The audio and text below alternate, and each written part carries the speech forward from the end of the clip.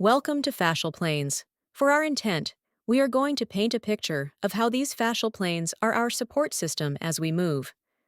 When range of motion is restricted, we first look to see the orientation the individual's fascia has developed over their lifetime.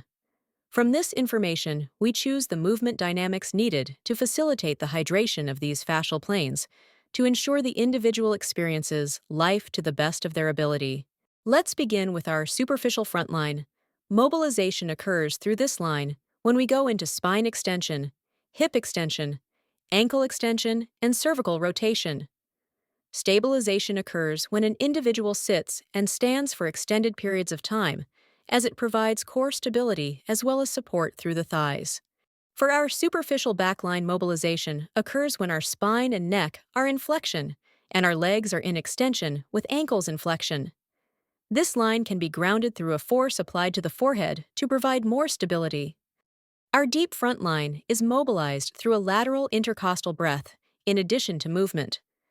This fascial plane sets the stage for the autonomic nervous system, as it has a direct impact on our vagus nerve, which is the nerve that signals a parasympathetic response. Movement needs to be at a 6-second inhale and a 6-second exhale to effectively balance the autonomic nervous system, thus movements need to be slow. When we work our spiral fascial plane, the focus is on rotation and circumduction of the spine, hips, and neck. This creates the dynamic for compression and release, enabling fluid mobilization. It is important to reset your postural lines post this form of mobilization to ensure the individual imprints more of a neutral alignment after mobilization. The front functional line supports our core stabilization with the superficial front line, only it goes more into the chest as it spans across the rib cage. Movement that is both flexion and extension of the chest, abdominals, and hips. More specifically, your adduction of the legs targets this fascial plane. When we target the back functional line, there will be an emphasis on mobilization of the lower lumbar.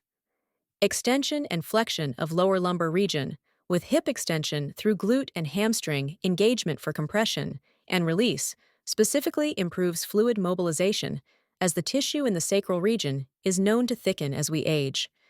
The lateral line needs to be mobilized in ways that are not attainable due to gravity, thus working with springs or suspension, and in ranges of motion that the individual hangs in allows us to attain this mobility without tension, as flexion and extension in the sagittal plane with breathwork supports this dynamic. We refer to the arm lines in a numerical order, with the first being from hand to hand, and around the inside of the rib cage, this line presents in grip. When the core is unable to stabilize effectively, the individual will be challenged with maintaining their grip as the fascia will pull on the hands. Our arm line number 2 presents in the thumbs, biceps, and pec minor.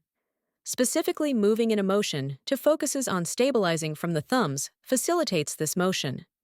This is why we work predominantly with a false grip to prevent the hooking action of the thumb, as this creates restriction in this fascial plane. Our number 3 line impacts our breath, as it tightens over the upper trapezius to provide stability to the tongue, throat, and jaw, for when an individual breathes in a manner that supports their sympathetic response, which is their fight or flight mode of coping. To address this, it is important to work on extension with the inhalation to change this pattern. This brings us to the final fascial plane we focus on, as this number 4 arm line goes from little finger to little finger under the shoulder blades. This impacts our ability to expand our rib cage to attain an effective lateral intercostal breath. Thus, we will use myofascial release to balance the shoulders in their ability to move evenly. This is done by laying on the half roller or using balls to facilitate the release of tension. We have presented this information on the fascial planes to assist you in your choice of movement dynamics to support your clients in attaining and sustaining effective fluid mobilization through the fascia as they age.